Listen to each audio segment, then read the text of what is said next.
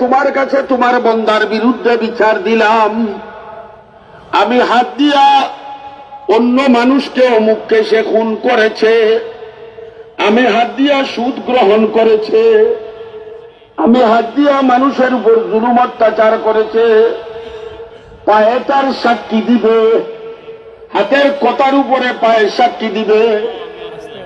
এইভাবে বন্দার অস্বীকার করার কোন সুযোগ থাকবে না।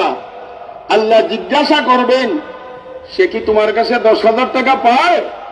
হাতে বলবে, আল্লাহ আমি এই হাত দিয়ে গ্রহণ করেছিলাম, এই 10,000 টাকা আমি এই হাত দিয়ে গ্রহণ করেছিলাম। পায়ে বলবে, আল্লাহ আথার বাড়ি থেকে নিয়া পাওনাদার পর্যন্ত আমি পাও দিয়া এতটা কদম চলছে, সব কয়টা কদমের অমুক জায়গায় এত কিলোমিটার হাইটা তারপরে ঋণ গ্রহণ করছে, আমি তোমার এই বান্দার সাক্ষী। আল্লাহ বলবেন, তার টাকা দাও, তার টাকা পরিশোধ করো। বান্দাটা গিয়া বলবে, পরওয়ারদিগার আমার কাছে তো কোনো পয়সা নাই, তোমার বান্দার পাওনা আমি কেমনে পরিশোধ করি? আল্লাহ বলবেন, তাহলে কাজ করো, পাওনা তো পরিশোধ করতে হবে, দিতে হবে তার পাওনা। তোমার জীবনের যত নামাজ আছে সমস্ত নামাজ এই বন্দাকে তুমি দিয়া দাও। এই উৎপাদওয়ালা ইবাদতওয়ালা মানুষ তার জিন্দগির সমস্ত নামাজ পাওনাদারকে দিয়া দিবে। আল্লাহ নবী বলেন, এইভাবে দিতে দিতে পাওনাদারওয়ালারা আসবে আর সে দিতে থাকবে, পাওনাদারওয়ালা আসবে সে দিতে থাকবে। এইভাবে দিতে দিতে উট পাহাড়ের মতো ইবাদতওয়ালা ব্যক্তি হাসরের ময়দানে একেবারে নিঃস্ব, ফকির আর মিসকিন হয়ে যাবে। নবী বলেন, এরপরও পাওনাদাররা থাকবে। তখন আল্লাহ বলবেন, এখন তো তোমার কোনো ইবাদত নাই, কি দিয়া পরিশোধ করবা? তখন পাওনাদারকে আল্লাহ বলবেন, তোমার গালের সমস্ত গুনাহ এই উহুদ পাহাড়ওয়ালা ইবাদতের মতো ব্যক্তির গালের মধ্যে দিয়া তুমি বেহেশতে চলে যাও। এত ইবাদত লইয়া উঠলো আর পাওনাদারের পাওনা আদায় করতে করতে ফকির আর মিসকিন হয়ে যাবে। এই সময় বান্দা নিরাশ হয়ে যাবে, এত ইবাদত লইয়া উঠলাম আর আজকে আমি জাহান্নামী, আমার ইবাদত নাই, বরং উল্টা আমার গালে গুনাহ। তখন বন্দা নিরাশ হওয়ার প্রাক্কালে বন্দার আর কোন অবস্থা থাকবে না, বন্দার কোন উসিলা থাকবে না। এই সময় পরওয়ারদিগারে আলম দেখে বলবেন, ও বান্দা, তোমার নামাজ তুমি পাওনাদারকে দিয়ে দিয়েছ, তোমার যাকাতের ইবাদত তুমি তোমার দুনিয়ার পাওনাদারকে দিয়ে ফেলেছ। ও বান্দা, তোমার সমস্ত ইবাদতের বদলা তোমার পাওনাদাররা দিয়া গেছে, এখন তুমি বেহেশতে দেইবা কি দিয়া? বান্দা বলবে, আল্লাহ আমার কাছে তো আর কিচ্ছু নাই, আমি তো নিঃস্ব, আর কি করতাম? এই সময় আল্লাহ বলবেন, আল্লাহ সবগুলা ইবাদত দিছি ঠিকই আছে, কিন্তু একটা ইবাদত তোমাকে দিতে বলি নাই, সেই ইবাদতের নাম হলো রোজা। যাও, আজকে রোজার বদলা আমি তোমাকে মাফ করে দিলাম। নবী যে বলছেন আল্লাহ তার হাতে দিবেন, এই হাদিসের ব্যাখ্যা এইটা। আরেকটা হলো রোজা আমার আর বদলা আমি স্বয়ং আল্লাহ। বদলা স্বয়ং আল্লাহ, এর অর্থ কি? হাদিসের মধ্যে আছে, বেহেশতের মধ্যে আমরা যত নাজ ও নিয়ামত পাবো, সবচেয়ে বড় নিয়ামত কোনটা? বেহেশতে হুর পাবো, গিলমান পাবো, বিল্ডিং পাবো, বাড়ি পাবো, খাদিম পাবো, সবগুলা পাবো। ওয়ালাকুম ফিহা মা তাশতাহি আনফুসুকুম ওয়ালাকুম ফিহা মা তাদউন মা লা আইনুন রাত ওয়ালা উযুনুন সামিআত ওয়ালা খাতারা আলা কলবি বাশার। আল্লাহর হাবিব বলেন, বেহেশতের মধ্যে এমন নিয়ামত আল্লাহ রাব্বুল আলামিন রেখেছেন, দুনিয়ার কোন অন্তর নাই বেহেশতের নিয়ামত সম্পর্কে অনুভব করার ক্ষমতা নাই। আজ পর্যন্ত কোন কানে বেহেশতের নিয়ামত গুলা শুনে শেষ করতে পারবে না। আজ পর্যন্ত কোন চোখে বেহেশতের নিয়ামত গুলা দেখতে পারবে না। আল্লাহ এক কথায় বলেছেন, ওয়ালাকুম ফীহা মা তাশতাহি আনফুসুকুম। বেহেশত কোন জায়গা? তোমার মনে যা চায় তা পাইবা, এই জায়গার নাম বেহেশত। যা দাবি করবা সেই জায়গায় বেহেশতে পাওয়া যাবে, এই জায়গার নাম বেহেশত। কিন্তু এতগুলা পাওয়ার পরেও এক হাদিস, লম্বা হাদিসের ব্যাখ্যায় দারুল উলুম দেওবন্দ মাদ্রাসার মুহতামিম হযরত মাওলানা কারি তৈয়ব সাহেব হুজুর রাহমাতুল্লাহ আলাইহি লম্বা একটা সিরিয়াল আনছেন। বেহেশতে যাওয়ার সময় সমস্ত ইমানদাররা ঢুকে যাবে, আর কোন ইমানদার দুদকে থাকবে না। যারা আমরা কলিমা পড়েছি, আরে গুনাহ করলো একদিন আল্লাহ আমাদেরকে কোথায় দিবেন? জোরে বলেন, কই? আমাদের জায়গা কই? বেশ, আমাদের জায়গা। তার কারণ নবী বলেন, মান কালা লা ইলাহা ইল্লাল্লাহু দাখালাল জান্নাহ। যেই ব্যক্তি একবার তিলাওয়াত করেছে, একবার পড়েছে লা ইলাহা ইল্লাল্লাহু মুহাম্মাদুর রাসূলুল্লাহ, আল্লাহর হাবিব বলেন, অন্তরের অন্তঃস্থল থেকে নিয়ে যে ব্যক্তি কলিমা পাঠ করে, আল্লাহ নবী বলেন, দাখালাল জান্নাহ, বেহেশতে ঢুকে গেছে।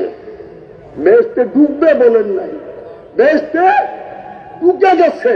অতীত শব্দ দিয়া দাখালাল জান্নাহ আলেমরা বুঝবেন, যে কলিমা পড়ছে সে বেহেশতে ঢুকে গেছে। তাইলে ইমানদারদের স্থান কই? বলি আমরা সবাই, আমরা যারা কলিমা পড়ছি আমাদের জায়গা কোন জায়গায়? বেহেশতে। হযরতে উসমান গনি রাদিয়াল্লাহু তাআলা আনহু হযরতে উমর রাদিয়াল্লাহু তাআলা আনহুকে একবার বলেন, উমর, আমি একটা গোপন কথা জানি, আল্লাহ নবীর থেকে শুনছি, আমার একটা গোপন কথা আছে। হযরতে উসমান গনি বলার পরে উমর বলেন, উসমান, তোমার গোপন কথাটা আমাকে একটু শোনাও। হযরতে উসমান গনি বলেন, আমি নবীর মুখ থেকে শুনেছি, যারা একবার অন্তরের অন্তঃস্থল থেকে বলেছে লা ইলাহা ইল্লাল্লাহু মুহাম্মাদুর রাসূলুল্লাহ, আল্লাহর নবী বলছেন এর উপরে বেহেশত ওয়াজিব হয়ে গেছে, এর উপরে বেহেশত ওয়াজিব হয়ে গেছে। তো যেই হাদিসের ব্যাখ্যায় আল্লাহ তাআলা যেই হাদিসে বলছেন, রোজা আমার, বদলা আমি, বেহেশতের যত নিয়ামত সমস্ত ইমানদারেরা বুঝবে, এই হাদিসের ব্যাখ্যায় আল্লামা কারি তৈয়ব সাহেব হুজুর রাহমাতুল্লাহ আলাইহি বলেন, বেহেশতের সময় সমস্ত ইমানদারেরা চলে যাবে, তখন আল্লাহ রাব্বুল আলামিন বেহেশতের মধ্যে এক সপ্তাহ ব্যাপী একটা পরিচিতি অনুষ্ঠান করবেন। সবাই ঢুকছে, আর কোন ইমানদার দুদকে নাই, দুদকের দরজা বন্ধ, কাফেরেরা দুদকে আর ইমানদাররা বেহেশতে। তখন আল্লাহ রাব্বুল আলামিন, দিনটা থাকবে শনিবার, আল্লাহ রাব্বুল আলামিন বান্দাদেরকে ঘোষণা দিবেন, এ আমার ইমানদারেরা, সবাই বেহেশতে ঢুকছো তো? যাই আল্লাহ, আমরা বেহেশতে ঢুকছি। পিতামাতার সাথে পরিচয় হয়েছে, তাদের বেহেশত তোমরা দেখছো নি? আর বাবাদেরকে জিজ্ঞাসা করবেন, পিতামাতাদেরকে, তোমাদের আওলাদের বাড়ি তোমরা দেখছো নি? বান্দারা বলবে, আল্লাহ আমার ছেলে কোথায় আমি জানি না। ছেলে বলবে, আল্লাহ আমার বাবা কোথায় আমি জানি না। তখন আল্লাহ রাব্বুল আলামিন বলবেন, শনিবার দিন সমস্ত সন্তানদেরকে বলবেন, প্রত্যেক সন্তানের তার মা বাবাদেরকে ডাক দাও, আর ডাক দিয়া তোমাদের বাড়িতে শনিবারে প্রত্যেক সন্তানেরা আপন বাবা মাদেরকে তোমরা দাওয়াত খাও শনিবারে তোমাদের বাড়িতে। শনিবারে প্রত্যেক ছেলেরা তাদের মাতা পিতাকে তাদের বাড়িতে দাওয়াত দিয়ে দাওয়াত খাওয়াবে। রবিবার আসবে, বান্দা অপেক্ষা করবে আজকে নতুন কোনো ফরমান জারি হয় কিনা, তখন আল্লাহ বলবেন আজকে প্রত্যেক বাবারা মারা তোমাদের সন্তানদেরকে তোমাদের বাড়িতে দাওয়াত দিয়ে খাওয়াও। রবিবারে আল্লাহ রাব্বুল আলামিনের এই ঘোষণায় প্রত্যেক পিতামাতা আপন সন্তানদেরকে দাওয়াত দিয়ে খাওয়াবেন। সোমবার যখন আসবে তখন আবার বন্দারা অপেক্ষা করবে আর কোন নতুন ফরমান আছে কিনা। আল্লাহ বলবেন আজকে সমস্ত ছাত্র যার তার শিক্ষকদেরকে গুরুদেরকে দাওয়াত দিয়ে খাওয়াও। মঙ্গলবারে উস্তাদদেরকে বলবেন তোমরা ছাত্রদেরকে দাওয়াত দিয়া তোমাদের বাড়ি চিনো এবং তোমাদের বেহেশতে দাওয়াত খাওয়াও।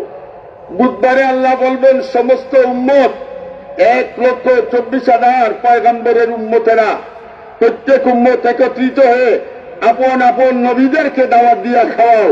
বুধবারে সমস্ত উম্মতেরা আদমের উম্মত আদমকে দাওয়াত দিবে, ঈসার উম্মত ঈসাকে দাওয়াত দিবে, মুসার উম্মত মুসাকে দাওয়াত দিবে, আর আমরা দাওয়াত দিব আমরা নবী হযরত মুহাম্মদুর রাসূলুল্লাহ সাল্লাল্লাহু আলাইহি ওয়াসাল্লাম।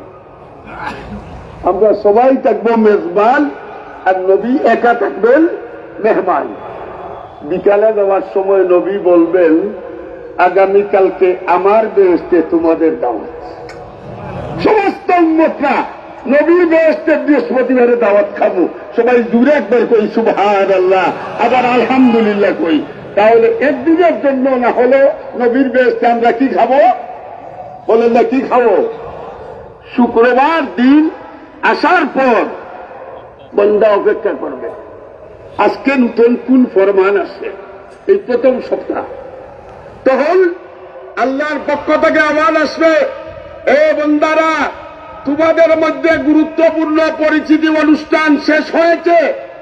বন্দারা বলবে আল্লাহ জি শেষ হয়েছে, আজকে কোথায় যাইবা? আল্লাহ ডাক দিয়া বলবেন আজকে আমার বাড়িতে তোমাদের দাওয়াত, আজ আমার বাড়িতে তোমাদের দাওয়াত। রোজা আমার, বদলা আমি। রোজা আমার আর বদলা আমি, এই কথাটা বুঝাবার জন্য এই কথাটা বলতেছি। এ দাউদ তোমার গলার আওয়াজ খুব সুন্দর, আকাশের পাখি তোমার তিলাওয়াত শুনতো, আমার অনেক বান্দারা তোমার তিলাওয়াত শুনে নাই, আজকে তুমি আমার অনুষ্ঠানে তুমি তিলাওয়াত করে শোনাও। দাউদ বলবেন আল্লাহ কোন কিতাব থেকে? হাদিসের মধ্যে আছে দাউদের সুর শোনার পর মানুষ 10,000 বছর মূর্ছা যাবে, বেহুশের মতো পড়ে থাকবে। এরপরে আল্লাহ রাব্বুল আলামিন বলবেন ও আমার হাবিব তোমার কোরআন তিলাওয়াত শোনার পরে মক্কার অনেক কাফের তোমার তিলাওয়াতের মর্যাদা দেয় নাই। তোমার আওয়াজ কি পরিমাণ সুন্দর, তোমার আখেরি জমানার উম্মতেরা তোমার তিলাওয়াত শুনে নাই। আবু জেহেল শুনছে মর্যাদা দেয় নাই, আবু লাহাব শুনছে মর্যাদা দেয় নাই। ও আমার হাবিব আজকের অনুষ্ঠানে আমার সমস্ত বান্দাদেরকে তুমি তোমার কোরআন থেকে তিলাওয়াত করে শোনাও। আল্লাহর হাবিব সূরা ইয়াসিন শরীফ তিলাওয়াত করবেন। মানুষ নবীর আওয়াজ শোনার পর 20,000 বছর মূর্ছা হয়ে পড়ে থাকবে। তখন আল্লাহ রাব্বুল আলামিন বলবেন, আল্লাহ বলবেন ও আমার বান্দা কোরআন কার কালাম? বলেন না আজকে আমরা এত সুন্দর সুন্দর তিলাওয়াত শুনি, আমার দেশের ছেলেরা কুয়েত গিয়া, কাতার গিয়া, সৌদি আরব গিয়া, আফ্রিকা গিয়া কোরআন তিলাওয়াতের সুরের মূর্ছায় 1 নম্বরে গোটা বিশ্বের মধ্যে নাম্বার 1 হয়। এদের তিলাওয়াত শোনার পরে আমার মন কাঁদে, কিন্তু যিনি কোরআন নাজিল করেছেন তার আওয়াজটা কত সুন্দর। কোরআন কে নাজিল করেছেন? আল্লাহ বলবেন বান্দা আজকে আমার সুরে তোমাদেরকে তিলাওয়াত করে শোনাই। আল্লাহ তার ভাষায় কোরআন তিলাওয়াত করে শোনাবে। এরপরে আল্লাহ রাব্বুল আলামিন বলবেন এ বান্দারা সবগুলা তো দিয়া দিলাম, আর কিছু আসেনি। বান্দারা সবাই বলবে আল্লাহ বেহেশতে তো সব পাইছি, হুর পাইলাম, গিলমান পাইলাম, বেহেশতের রাজ ও নিয়ামত পাইলাম, আমাদের আর কিছু পাওয়ার নাই। হাদিসের মধ্যে আছে প্রথম সারিতে থাকবেন আম্বিয়ায়ে কেরাম, দ্বিতীয় সারিতে থাকবেন সিদ্দিকরা, তৃতীয় সারিতে থাকবেন শহীদরা, চতুর্থ সারিতে থাকবেন অলি আল্লাহরা, আর